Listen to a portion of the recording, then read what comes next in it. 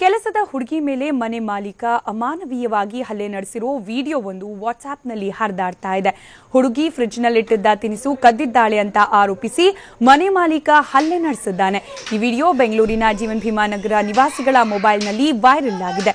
ಹುಡುಗಿ ಹೊಡಿಬೇಡಿ ಅಂತ ಅತ್ತು ಕರೆದು ಕೇಳ್ಕೊಂಡ್ರೂ ಕೂಡ ಕಲ್ಲು ಹೃದಯದ ಮನೆ ಮಾಲೀಕನ ಮನಸ್ಸು ಕರಗಿಲ್ಲ. ಕಟ್ಟಿಗೆಯಿಂದ ಹುಡುಗಿಗೆ ಹಿಗ್ಗಾಮುಗ್ಗ ಥಳಿಸಿದ್ದಾನೆ. ಆದರೆ ಈ ಘಟನೆ ಬಗ್ಗೆ ಪೊಲೀಸರಿಗೆ ಯಾವುದೇ ಮಾಹಿತಿ ಇಲ್ಲ. ಘಟನೆ ನಡೆದಿದ್ದು ಎಲ್ಲಿ, ಯಾವಾಗ, ಯಾರ ಮನೆಯಲ್ಲಿ, ಮನೆ ಮಾಲೀಕ ಯಾರು ಅನ್ನೋದರ ಬಗ್ಗೆ ಯಾವುದೇ ಮಾಹಿತಿ ಲಭ್ಯವಾಗಿಲ್ಲ. ಆದರೆ ಜೀವನ್ ಭೀಮಾ ನಗರದಲ್ಲೇ ನಡೆದಿರಬಹುದು ಎನ್ನುವ ಅನುಮಾನದ ಮೇಲೆ ಪೊಲೀಸರೇ ಸ್ವಯಂ ಪ್ರೇರಿತವಾಗಿ ಹಲ್ಲೆ ಮಾಡಿದ ಮನೆ ಮಾಲೀಕ ಹಾಗೂ ಹುಡುಗಿಗಾಗಿ ಶೋಧ ನಡೆಸುತ್ತಿದ್ದಾರೆ.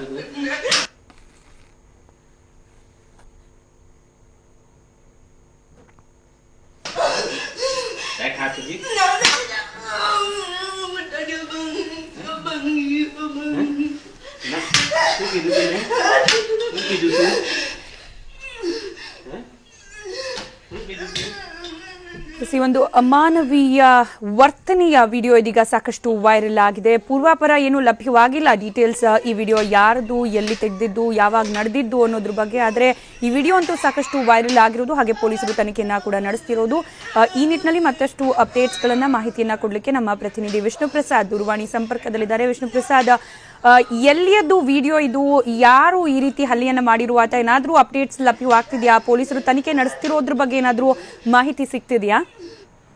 ಸ್ಮಿತಾ, ಈ ಪ್ರಕರಣಕ್ಕೆ ಸಂಬಂಧಪಟ್ಟಂತೆ ಈಗಾಗಲೇ ಜೀವನ್ ಭೀಮಾ ನಗರ ಪೊಲೀಸರು ಇಲ್ಲಿ ತನಕ ಯಾವುದೇ ರೀತಿ ಎಫ್ಐಆರ್ ಕೂಡ ದಾಖಲಿಸಿಲ್ಲ. ಆದ್ರೆ ಯಾವಾಗ ಈ ವಿಡಿಯೋಕ್ಕೆ ಸಂಬಂಧಪಟ್ಟಂತೆ ಏನು ವೈರಲ್ ಆಗಿರುವಂತದ್ದು ಮತ್ತೆ ಸಾರ್ವಜನಿಕರ ಮೊಬೈಲ್ ನಲ್ಲಿ ಇದೇನು ಹರಿದಾಡೋದಕ್ಕೆ ಮುಂದಾಯಿತು, ಈಗ ಪೊಲೀಸರು ಈಗ ಈ ಪ್ರಕರಣಕ್ಕೆ ಸಂಬಂಧಪಟ್ಟಂತೆ ಈಗ ಕ್ರಮ ಕೈಗೊಳ್ಳೋದಕ್ಕೆ ಸಹಿತ ಮುಂದಾಗಿರುವಂತದ್ದು. ಆದ್ರೆ ಇದಕ್ಕೆ ಸಂಬಂಧಪಟ್ಟಂತೆ ಜೀವನ್ ಭೀಮಾ ನಗರ ಪೊಲೀಸರ ಬಳಿ ಯಾವುದೇ ರೀತಿ ಮಾಹಿತಿ ಲಭ್ಯ ಆಗಿಲ್ಲ. ಆದ್ರೆ ಇದು ಕಳೆದ 15 ದಿನಗಳಿಂದ ಜೀವನ್ ಭೀಮಾ ನಗರ ಪೊಲೀಸ್ ಠಾಣಾ ವ್ಯಾಪ್ತಿಯಲ್ಲಿರುವಂತಹ ಸಾರ್ವಜನಿಕರ ಮೊಬೈಲ್ ನಲ್ಲಿ ಹರಿದಾಡ್ತಿರುವಂತದ್ದು.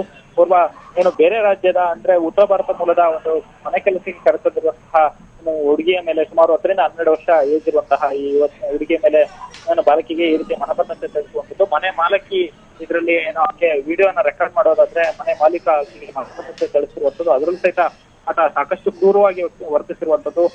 ಬೇರೆ ಯಾರೇ ಆಗಿರ್ಬೋದು, ಆದ್ರೆ ಈ ರೀತಿ ಓರ್ವ ಅದರಲ್ಲೂ 12 ವರ್ಷ ಏಜಿರುವಂತಹ ಒಂದು ಹುಡುಗಿಗೆ ಈ ರೀತಿ ಮಾನಬಂಧತೆ ಆತ ತಿಳಿಸುವಂಥದ್ದು ಮತ್ತೆ ಕಾಲಿನಲ್ಲಿ ಒಡೆಯುವಂತದ್ದು ಸಹಿತ ಈಗ ದೃಶ್ಯಗಳಲ್ಲಿ ಕಂಡು ಬರ್ತಿರುವಂತದ್ದು. ಅದರಲ್ಲಿ ಪ್ರಮುಖವಾಗಿ ಆಕೆ ಮೊದಲು ಹೊಡೆಯುವಂತ ಸಂದರ್ಭದಲ್ಲಿ ವಿಡಿಯೋ ರೆಕಾರ್ಡಿಂಗ್ ಸ್ಟಾರ್ಟ್ ಮಾಡುವಂತ ಸಂದರ್ಭದಲ್ಲಿ ಆಕೆ ತನ್ನ ಮನೆ ಮಾಲಕಿ ಬಳಿ ಬೇಡಿಕೊಳ್ಳುವಂತ ಕೆಲಸ ಕೂಡ ಮಾಡ್ತಾಳೆ.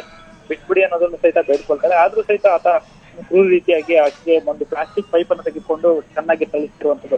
ಇದಕ್ಕೆ ಸಂಬಂಧಪಟ್ಟಂತೆ ಈಗಾಗಲೇ ಜೀವನ್ ಭೀಮಾ ನಗರ ಪೊಲೀಸರನ್ನ ಸಂಪರ್ಕ ಮಾಡಿದಂತ ಸಂದರ್ಭದಲ್ಲಿ ಅವರು ಹೇಳ್ತಿರುವಂತದ್ದು, ಈ ರೀತಿ ಯಾವುದೇ ರೀತಿ ದೂರು ನಮಗೆ ಬಂದಿಲ್ಲ. ಆದ್ರೆ ಈ ವಿಡಿಯೋ ಹರಿದಾಡ್ತಿರೋದ್ರ ಬಗ್ಗೆ ನಮಗೆ ಮಾಹಿತಿ ಅಷ್ಟು ಲಭ್ಯ ಆಗಿರುವಂತದ್ದು. ಆದ್ರೆ ಅದು ಯಾರ ಮನೆಯಲ್ಲಿರುವಂತಹ ಹುಡುಗಿಯ ಬಾಲಕಿ ಯಾರು ಮತ್ತೆ ಆಕೆಗೆ ಒಡೆದು ಸಲ್ಲಿಸಿರುವಂತಹ ವ್ಯಕ್ತಿ ಯಾರು ಅನ್ನೋದ್ರ ಬಗ್ಗೆ ನಮ್ಗೆ ಯಾವ್ದಾದ್ರು ಸ್ಪಷ್ಟವಾದಂತಹ ಮಾಹಿತಿ ಇಲ್ಲ ಅಂತ ಪೊಲೀಸರು ಹೇಳ್ತಿರುವಂತದ್ದು. ಆದ್ರೆ ನಮ್ಮ ಏರಿಯಾದಲ್ಲಿ ಈ ವಿಡಿಯೋ ಇನ್ನು ಇಡೀ ಏರಿಯಾ ಪೂರ್ತಿ ಎಲ್ಲರ ಮೊಬೈಲ್ ನಲ್ಲಿ ವೈರಲ್ ಆಗ್ತಿರುವಂತದನ್ನ ಗಮನಿಸಿದಂತಹ ಪೊಲೀಸರು ಈ ಸಂದರ್ಭದಲ್ಲಿ ಸಹಿತ ಸುಮೋಟೋ ಕೇಸ್ ಹಾಕಿಸ್ಕೊಳ್ಬಹುದು. ಸಾಮಾನ್ಯವಾಗಿ ಸುಮೋಟೋ ಕೇಸ್ ಅನ್ನು ಹಾಕಿಸ್ಕೊಂಡು ಈ ರೀತಿ ಬಾಲಕಿ ಇರ್ಬೋದು ಅಥವಾ ಯುವತಿ ಇರಬಹುದು, ಈ ರೀತಿ ಅಲ್ಲೇ ನಡೆಸುವಂತದ್ದು ಒಂದ್ ರೀತಿ ಲೈಂಗಿಕ ದೌರ್ಜನ್ಯ ಆಗುತ್ತೆ. ಇನ್ನೊಂದ್ ಕಡೆ ಇನ್ನು 323 ಅಲ್ಲೇ ಪ್ರಕರಣವನ್ನು ಸಹಿತ ದಾಖಲಿಸಿಕೊಂಡು ಆರೋಪಿಗಳಿಗಾಗಿ ಹುಡುಕಾಟ ನಡೆಸುವಂತ ಕೆಲಸ ಕೂಡ ಮಾಡಬಹುದು. ಮತ್ತೆ ಆ ಹುಡುಗಿ ಯಾರು ಅನ್ನೋದನ್ನ ಪೊಲೀಸರು ಪತ್ತೆ ಹಚ್ಚಬೇಕಾಗುತ್ತೆ. ಆದ್ರೆ ಇದಕ್ಕೆ ಸಂಬಂಧಪಟ್ಟಂತೆ ಜೀವನ್ ಭೀಮಾ ನಗರ ಇನ್ಸ್ಪೆಕ್ಟರ್ ಆಗಿರ್ಬೋದು ಮತ್ತು ಜೀವನ್ ಭೀಮಾ ನಗರ ಸಿಬ್ಬಂದಿ ಏನಕ್ಕೋಸ್ಕರ ಈ ರೀತಿ ಕ್ರಮವನ್ನು ತೆಗೆದುಕೊಳ್ತಿಲ್ಲ ಅನ್ನೋದು ಪ್ರಶ್ನೆಗೊಳ್ತಿರುವಂತದ್ದು. ಮತ್ತೆ ಈ ವಿಡಿಯೋಗೆ ಸಂಬಂಧಪಟ್ಟಂತೆ ಆ ಯುವತಿ ಯಾವ ಮನೆಯಲ್ಲಿರುವಂತದ್ದು ಮತ್ತೆ ಯಾವಾಗ ಈಕೆ ಮೇಲೆ ಹಲ್ಲೆ ಆಯ್ತು ಅನ್ನೋದ್ರ ಬಗ್ಗೆ ಯಾವುದೇ ರೀತಿ ಸ್ಪಷ್ಟವಾದಂತಹ ಮಾಹಿತಿ ಕೂಡ ಲಭ್ಯವಾಗ್ತಿರುವ ಪೊಲೀಸರು ಮಾತ್ರ ಇದಕ್ಕೆ ಪ್ರತಿಕ್ರಿಯೆ ನೀಡಲು ಸಹಿತ ನಿರಾಕರಣೆ ಮಾಡಿರುವಂತದ್ದು.